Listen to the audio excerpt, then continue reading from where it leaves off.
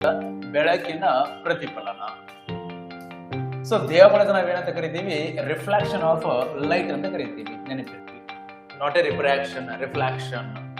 ಹಾಗಾದ್ರೆ ಬೆಳಕಿನ ಪ್ರತಿಫಲನ ಅಂದ್ರೆ ಏನ್ ಮಾಸ್ತರ? ಯಾವ್ದಕ್ ನಾವು ಬೆಳಕಿನ ಪ್ರತಿಫಲ ಅನ್ಬೇಕು, ಯಾವ್ದಕ್ ನಾವು ರಿಫ್ಲೆಕ್ಷನ್ ಆಫ್ ಲೈಟ್ ಅನ್ಬೇಕಪ್ಪ ಅಂತಂದಾಗ ಸಿಂಪಲ್ ಏನ್ರಿ ಸರ್ ಬೆಳಕಿನ ಪ್ರತಿಫಲನ ಅಂತಂದಾಗ ಜಸ್ಟ್ ಇಮ್ಯಾಜಿನೇಷನ್. ಕ್ಯಾ ಹೇಳ್ತಂದಾಗ ಒಂದು ವಸ್ತು ಇದೇನಾಗಿದ್ರೆ ಸರ್ ಒಂದು ವಸ್ತು, ಆದ್ರೆ ಈ ವಸ್ತು ನಾವ್ ಏನ್ ಮಾಡತ್ತೀವಪ್ಪ ಅಂದ್ರ ಲೇಪನ ಮಾಡತ್ತೀವಿ. ಯಾಕೆ ಲೇಪನ ಮಾಡ್ಬೇಕು?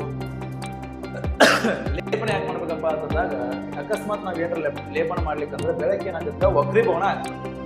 ನಮ್ಗೇನಾಗ್ಬೇಕಾಗ್ಯದ, ಬೆಳಕು ಪ್ರತಿಫಲನ ಆಗ್ಬೇಕಾಗ್ಯದ.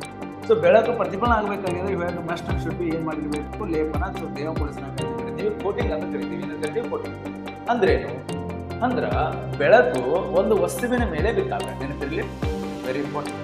ಸೊ ಬೆಳಕು ಒಂದು ವಸ್ತುವಿನ ಮೇಲೆ ಬಿದ್ದಾಗ ಹಿಂದಕ್ಕೆ ಹೋಗುವುದನ್ನೇ ನಾವೇನಂತ ಕರಿತೀವಿ, ಬೆಳಕಿನ ಪ್ರತಿಫಲನ. ಹೆಂಗ ಬೆಳಕದ ಹಂಗ ಹೋಗ್ಬೇಕ, ಕೈಸಾ ಪಡ್ತಾ ಹೈಸೈ ಜಾನೇಕ ಉಸ್ಕೆ ಕ್ಯಾ ಬರ್ತಾರೆ ಭೈ ಅಂತಂದಾಗ ಬೆಳಕಿನ ಪ್ರತಿಫಲನ, ರಿಫ್ಲೆಕ್ಷನ್ ಆಫ್ ಲೈಟ್ ಅಂತ ಕರಿತೀವಿ.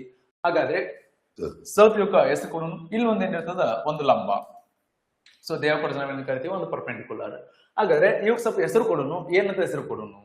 ನೆನಪಿರ್ಲಿ, ಇದು ಬೆಳಕತ್ತದ, ಆದ್ರಿಂದ ಇದಕ್ಕೆ ನಾವ್ ಎಂಥ ಕಿರಣ ಅಂತ ಕರಿತೀವಿ? ಪತನ ಕಿರಣ. ಯಾವ ಕಿರಣ? ಪತನ ಕಿರಣ. ಸೊ ದೇವಪಡಿಸ ಇನ್ಸಿಡೆಂಟ್ ರೇ ಅಂತ ಕರಿತೀವಿ. ಬೆಳಕು ಏನಾಗ್ತದ, ಪ್ರತಿಫಲಿಸುವಾಗತ್ತದ, ಇದಕ್ಕೆ ನಾವ್ ಏನಂತ ಕರಿತೀವಿ? ಪ್ರತಿಫಲನ ಕಿರಣ ಅಂತ ಕರಿತೀವಿ. ದೇವಪಡಿಸ ರಿಫ್ಲೆಕ್ಟೆಡ್ ರೇ ಅಂತ ಕರಿತೀವಿ. ಏನಂತ ಕರಿತೀವಿ? ರಿಫ್ಲೆಕ್ಟೆಡ್ ರೇ.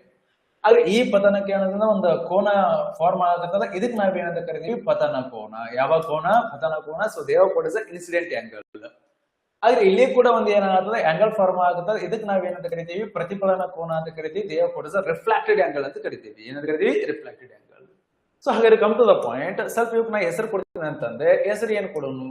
ನೀವೇ ಹೇಳ್ರಿ. That is A B